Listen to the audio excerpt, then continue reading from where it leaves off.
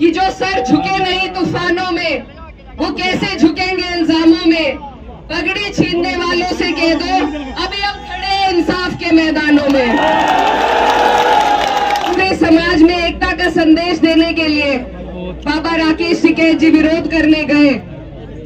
वहां पर जिन लोगों ने ये बर्बरता दिखाई, जिन लोगों ने इस निंदनीय काम को अंजाम दिया, वो भी किसी आतंकी से कम नहीं है और उनका हम पुरजोर तरीके से विरोध करते हैं कि उसूलों पे आ जाए तो टकराना जरूरी है। उसूलों पे जब आ जाए तो टकराना जरूरी है।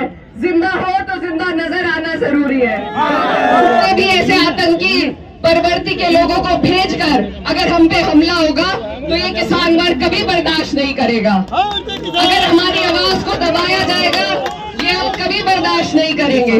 मुजफ्फरनगर जीआईसी ग्राउंड में यहाँ पर उपस्थित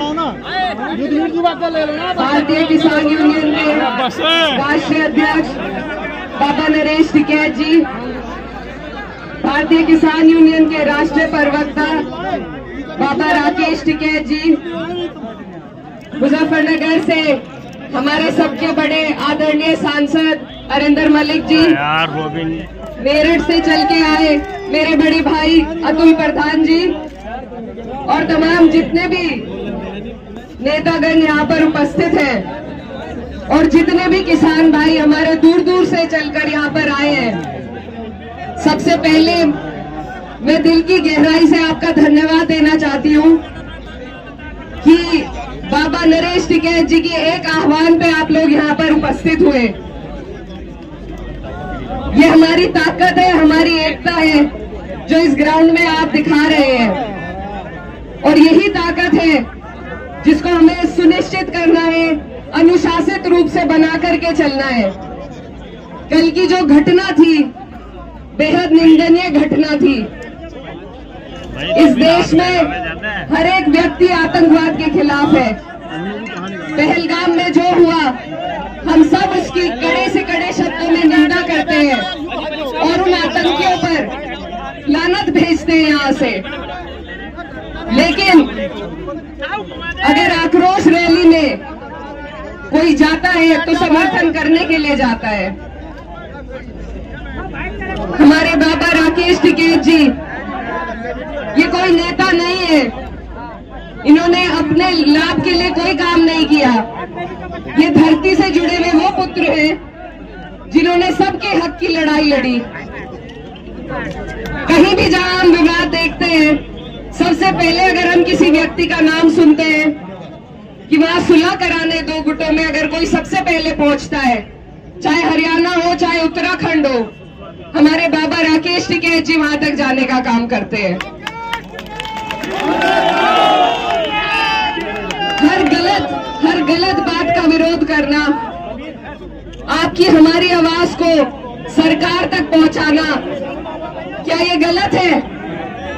अपनी बात को वहां तक पहुंचाने के लिए, उनका पूरे समाज में एकता का संदेश देने के लिए बाबा राकेश टिकैत जी विरोध करने गए। वहां पर जिन लोगों ने ये बर्बरता दिखाई, जिन लोगों ने इस निंदनीय काम को अंजाम दिया, वो भी किसी आतंकी से कम नहीं है और उनका हम पुरजोर तरीके से विरोध करते हैं। मैं आपके बीच ये कहना चाहती हूँ कि जो सर झुके नहीं तूफानों में वो कैसे झुकेंगे इल्जामों में। पगड़ी छीनने वालों से कह दो अभी हम खड़े हैं इंसाफ के मैदानों में। हमारी इस देश की अगर रीढ़ की हड्डी कोई है तो वो किसान है। अगर सबसे बड़ी कोई कौम है तो वो किसानी है। हम सब हर धर्म हर जाति से आते हैं, लेकिन हम सबसे पहले किसान हैं और इसीलिए यहाँ हम सब एकत्रित हुए हैं ताकि ये जो लोग सत्ता में बैठे हैं, जो आज ना तो किसानों की सुनवाई कर रहे ना किसी और पक्ष की सुनवाई कर रहे, और जो एक हमें अधिकार संविधान से मिला है अपने विरोध को दर्ज कराने का, उसमें भी ऐसे आतंकी बर्बरती के लोगों को भेजकर अगर हम पे हमला होगा तो ये किसान वर्ग कभी बर्दाश्त नहीं करेगा। अगर हमारी आवाज को दबाया जाएगा ये हम कभी बर्दाश्त नहीं करेंगे और इसी के लिए राकेश टिकैत जी, बाबा नरेश टिकैत जी के साथ खड़े होने के लिए आई हूँ कि महिलाएं हो, मुसलमान हो, जाट हो, गुज्जर हो, राजपूत हो, कोई भी धर्म जाति का व्यक्ति हो, बाबा जी सब आपके साथ खड़े हैं और आपसे पहले इनका विरोध हम करेंगे। आखिर में मैं बस आपसे यही आग्रह करना चाहती हूँ, मीडिया वालों से भी और सभी भाइयों से, कि आप लोग थोड़ा अनुशासन बनाएं। हमें अपने तरफ से कोई मौका नहीं देना है। हम विरोध करेंगे, संवैधानिक मूल्यों के साथ करेंगे और अपनी बात को पहुंचाने का काम करेंगे। तो आप सब यहाँ पर संयम और धैर्य बताइए। कल जो मौसम था ठंडा था, आज आपके गुस्से ने मौसम को भी गर्म कर दिया है, लेकिन उस गुस्से को हमें एक व्यवस्थित तरीके से अपनी बात संवैधानिक मूल्यों के तहत सरकार तक पहुंचानी है कि वो कार्रवाई करे ऐसे तत्वों पे जो इस तरीके से समाज में भेदभाव और नफरत पैदा कर रहे हैं। अपनी बात को खत्म करने से पहले मैं सिर्फ यही कहना चाहती हूँ कि उसूलों पे आ जाए तो टकराना जरूरी है।